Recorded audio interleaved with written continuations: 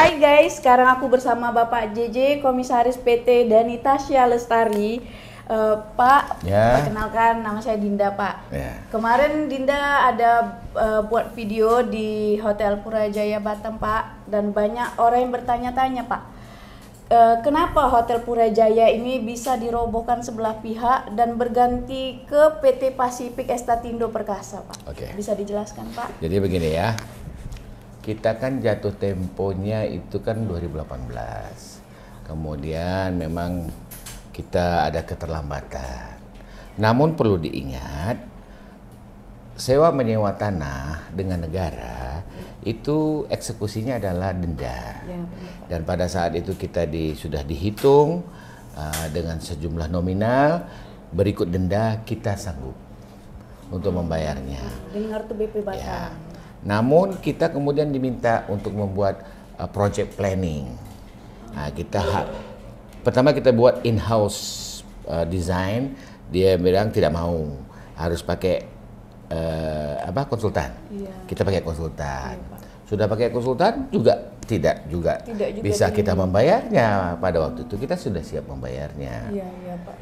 Jadi akhirnya dengan kata lain prank. Kena prank juga berarti ya, Pak? Iya, prank juga. Gitu. Nah, setelah itu kita tetap mengambil upaya hukum dan lain-lainnya. Namun seketika pada bulan pada tahun 2023 tiba-tiba dirobohkan. Tiba-tiba aja ya, Pak ya? Tidak ada pemberitahuan, tidak ada diajak berunding. Sementara kalau ke rumah liar aja diajak berunding ya? Iya, benar. Ya kan? Iya, ada pemberitahuan, diajak berunding ya? Iya. Rumah liar aja ada ganti rugi namanya uang paku ya? Iya. Kalau nggak salah itu perdanya ada pada zaman berapa DPR berapa tahun yang lalu ya? Iya, Pak. Iya. Nah ini kan permanen. Kita nggak ada berunding, tiba-tiba main robohkan aja. Nah lucunya surat perobohan itu tidak terbit dari BP Batam, tapi terbit dari pemilik baru yang dikasih oleh BP Batam, yaitu kepada kontraktor. Pemilik barunya maaf Pak, yang PT Pasifik. Ya, dari PT Pasifik itu kepada kontraktor perobohan.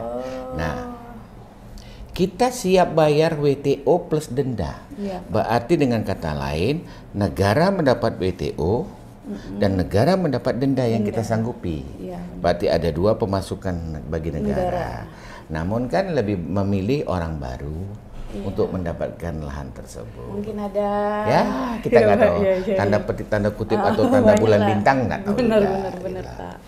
Jadi udah banyak ya Pak ya langkah-langkah yang ditempuh oleh Hotel Purajaya Pak. Sejauh ini udah sampai kemana Pak? Kita sejauh ini sudah sampai permasalahannya sudah sampai ke pengadilan juga, dan kita minta dengan dari sisi informalnya juga, unofficial juga ya. Jadi ibaratnya kita tak berjuangkan apa? Nggak bisa loh di Republik ini semena-mena. Jurisprudensinya adalah Hotel Sultan Jakarta. Hotel Sultan Jakarta itu tanah negara.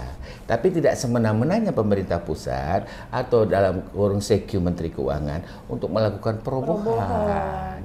Itu di Jakarta loh. Dan negara loh, Republik Indonesia loh. Bukan maksudnya daerah ya, bukan. Nggak sekejam itu ya, kayak roboh-roboh aja kayak BP Batam nih. Ada apa ini BP Batam? Kenapa harus dirobohkan? Sedangkan pengadilan masih berjalan ya Pak ya? Masih. Itu udah sampai komisi berapa kemarin Pak? Kemarin kan Pak Ruri dengan komisi 3, komisi 2, komisi 6. Udah sampai komisi 3 sama komisi 6. Komisi 3 dan komisi 6. 6 di DPR RI. Iya. Ketika pejabat-pejabat yang katanya hidup Melayu, pengusaha Melayu dihancurkan. Hidup Melayu, lahan Melayu disapu. Hidup Melayu, rakyat Melayu yang susah pun dekat pinggir hotel kami pun dihabiskan untuk perusahaan keluarga. Nah, kayak gitu. Memang lahan Bapak lahannya strategis itu aja. Lahan strategis ya. Bangunan sudah ada. Ya, hanya kelalaian ya terhadap kewajiban-kewajiban yang 11 bulan sebagai awalnya ya. Incaran dalam pengambil alihan ataupun tidak diperpanjangnya lahan Bapak. Yang kedua, kami melihat ya memang ini ada sebuah rekayasa untuk menyingkirkan Bapak.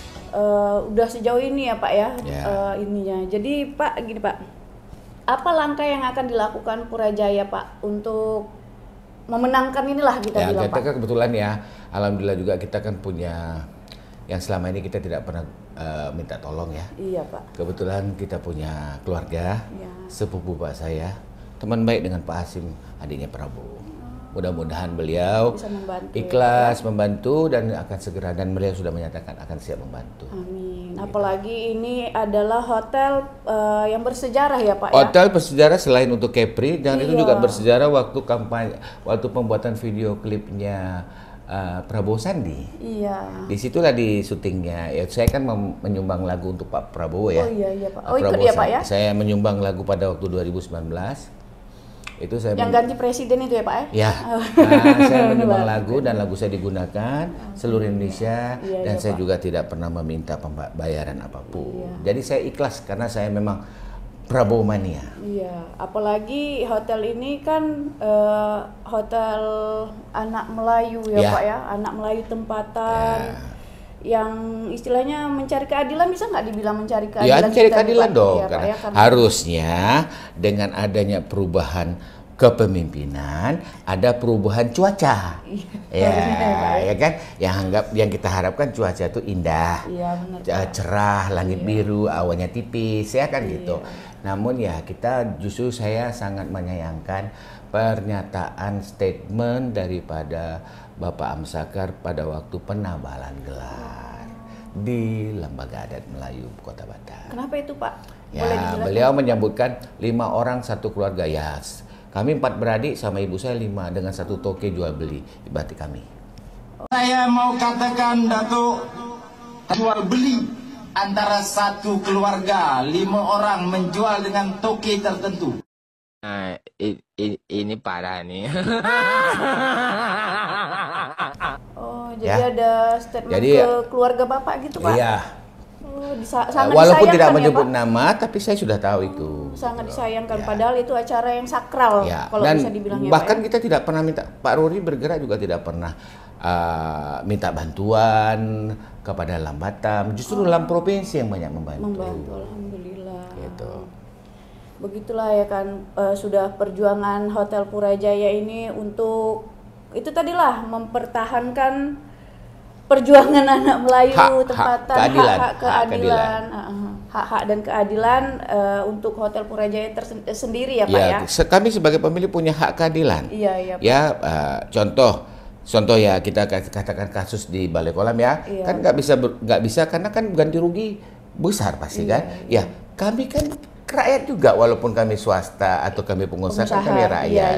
Jadi di mana kita harus dibela, dan maaf ya, nggak boleh dibeda-bedain. Pak Amsakar harusnya mengatakan satu keluarga 5 orang itu tertib loh bayar PBB waktu zaman Purajaya belum dirobohkan.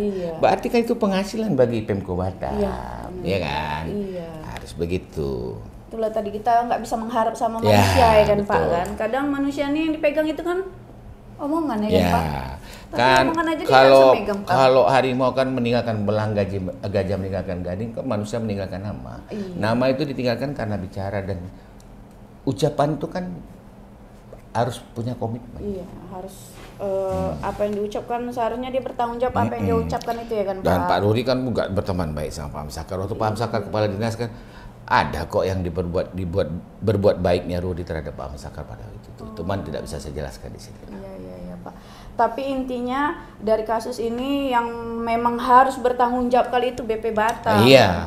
Dan maaf ya BP Batam, waktu pertama kali reformasi terjadi itu teriakan untuk pembubaran Otorita Batam. Ya. Iya Pak. Saya dikirim oleh Pak Ismet untuk hearing dengan DPR RI. Nah, saya membela keberadaan BP Batam. Pada saat itu pemerintahan baru, waktu itu Kota Batam menginginkan BP Batam dibubarkan. Saya salah satu yang tokoh pembicara di situ. Di DPR RI membela tetap keberadaan BP Batam. Apa yang ingin Bapak sampaikan untuk semua lah Pak, terutama untuk BP Batam dan PT Pacific Estatindo ini Pak? Ya, kalau untuk BP Batam saya bilang ya, BP Batam sebagai institusi pemerintah yang ada di Kota Batam, itu tanah sudah dikasih kepada PT Pacific, silahkan saja. Tapi perobohannya, nilai bangunannya ya harus mereka lakukan. Harus ada nilai ya Pak. Ya, kita tak usah sebut di sini enak, ya kan? Jadi sebaiknya itu BP Batam itu sebagai penengah. Mungkin gini lah, mungkin dulu terjadi kekeliruan. Dengan adanya pimpinan baru dipanggil, dia harus menjadi penengah untuk menyelesaikan polemik ini. Tidak bisa mengatakan seperti yang di pidato dia di LAM. Tidak ada kena mengena jual beli dengan perubahan. Ya, itu saya minta tolong Pak Amsakar ya. Tidak ada korelasi hubungan antara jual beli dengan perubahan. Bapak sebagai pejabat yang kami pilih harusnya dapat memilah itu dengan sempurna. Ya.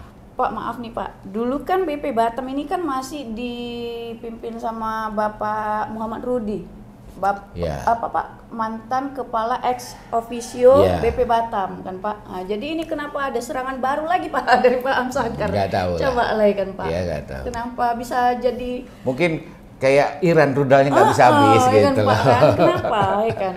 Iya.